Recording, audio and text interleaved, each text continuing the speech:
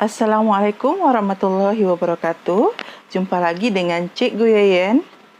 Kita kembali melanjutkan materi sebelumnya, yaitu tentang sistem gerak pada manusia. Yang kita pelajari kali ini adalah tentang macam-macam tulang. Tulang seperti apa saja yang ada pada tubuh manusia? Yuk kita lanjut. Next. Tulang berdasarkan bentuknya itu ada 4 tulang. Yang pertama, tulang pipa. Tulang pipa itu terdapat pada paha, pada lengan, pada betis, pada tulang kering, tulang hasta, dan tulang pengumpil. Lanjutnya, yang kedua itu tulang pipi. Terdapat pada rusuk, tulang belikat, dan tulang tengkorak. Yang ketiga itu tulang pendek, terletak pada pergelangan kaki dan pergelangan tangan. Yang terakhir adalah tulang tak beraturan, terdapat pada tulang wajah dan tulang belakang. Kita lanjutkan pada gangguan dan kelainan pada tulang. Yang pertama, gangguan dan kelainan pada tulang belakang itu ada 3. 1.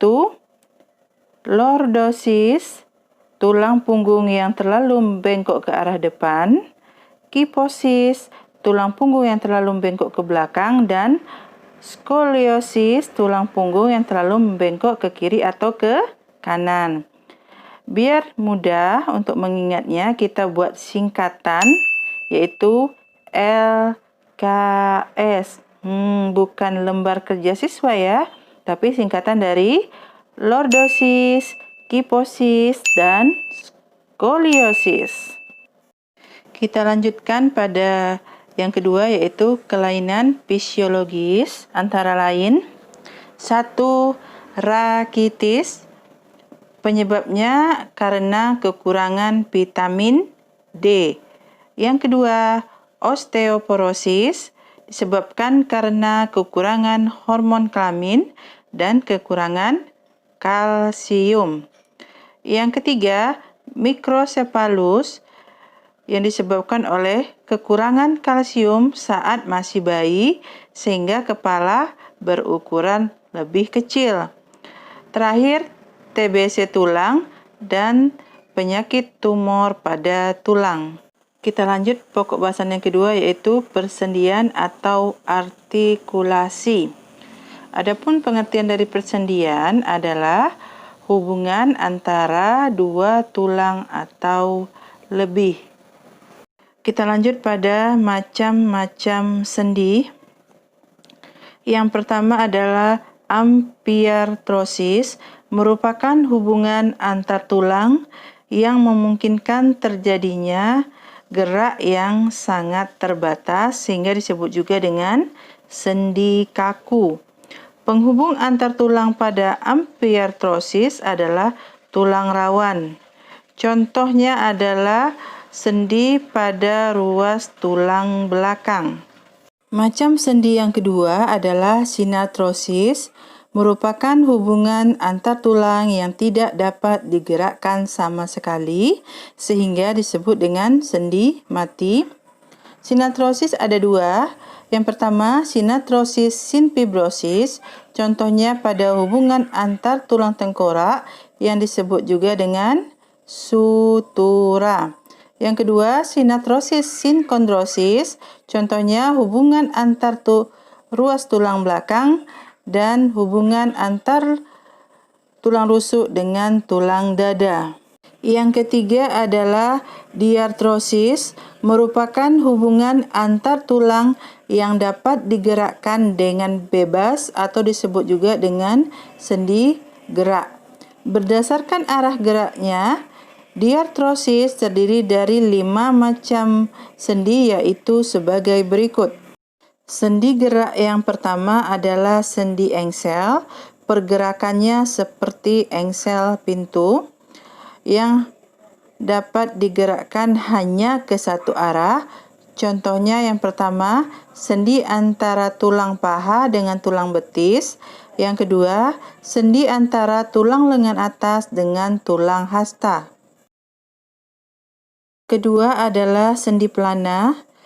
Gerakannya seperti pelana kuda yang memungkinkan gerakan kedua arah. Contohnya, persendian antara tulang ibu jari dengan tulang telapak tangan. Selanjutnya adalah sendi putar yang memungkinkan gerakan seperti berputar atau rotasi, kemudian berporos satu. Contohnya terdapat pada tulang kepala dengan tulang atlas, serta tulang hasta dengan tulang pengumpil.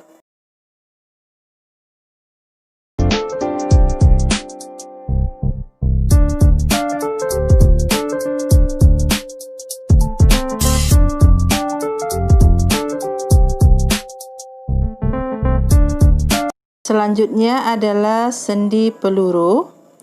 Sendi peluru adalah persendian yang memungkinkan gerakan ke segala arah. Contohnya, hubungan antara tulang lengan atas dengan tulang belikat dan tulang paha dengan tulang pinggul. Yang terakhir adalah sendi luncur atau sendi geser, di mana gerakan sendinya seperti menggeser, tidak memiliki poros, terdapat pada tulang belakang dan tulang telapak tangan. Next, gangguan pada sendi. Yang A, dislokasi merupakan sendi yang mengalami pergeseran yang disebabkan oleh ligamen sobek atau tertarik. Yang B, terkilir atau keseleo yang diakibatkan oleh gerakan secara mendadak dan jenis gerakannya tidak biasa dilakukan. Yang C, ankleosis merupakan persendian yang tidak dapat digerakkan sama sekali. Yang terakhir, yang D, artritis merupakan peradangan pada sendi. Komponen sistem gerak yang ketiga adalah otot. Otot termasuk alat gerak aktif. Otot memiliki kemampuan yang pertama, kontraksibilitas adalah kemampuan otot untuk dapat berkontraksi atau memendek.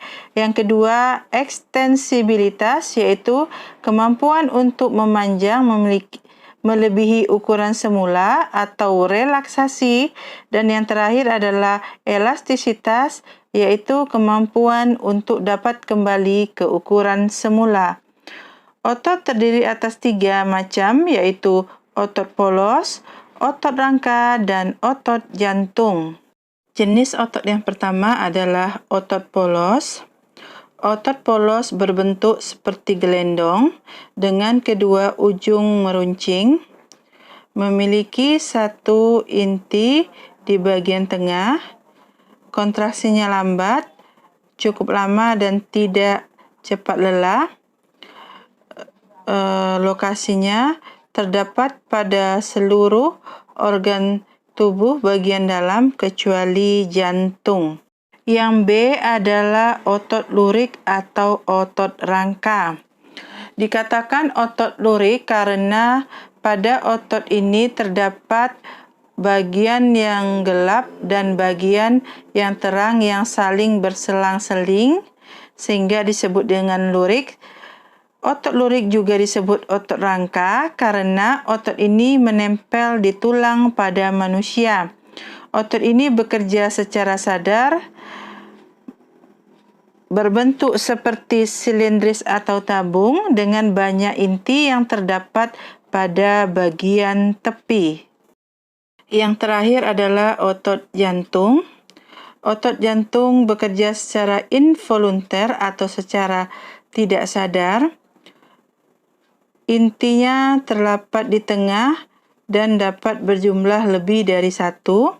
Berbentuk seperti otot lurik tapi bercabang.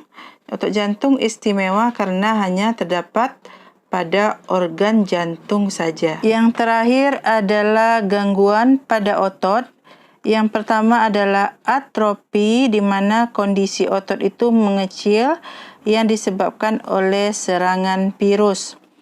Yang kedua, hipertrofi, suatu kondisi di mana otot membesar yang diakibatkan oleh aktivitas otot yang berlebihan seperti atlet binaraga. Yang ketiga, hernia abdominal atau turun brok. Kemudian tetanus merupakan otot yang terus-menerus berkontraksi sehingga otot menjadi kejang.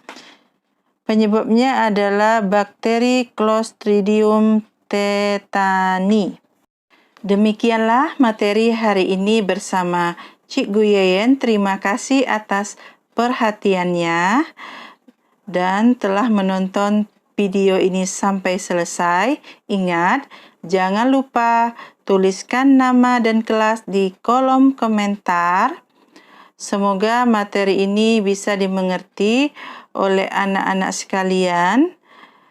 Akhir kalam Ustazah sampaikan, Assalamualaikum warahmatullahi wabarakatuh.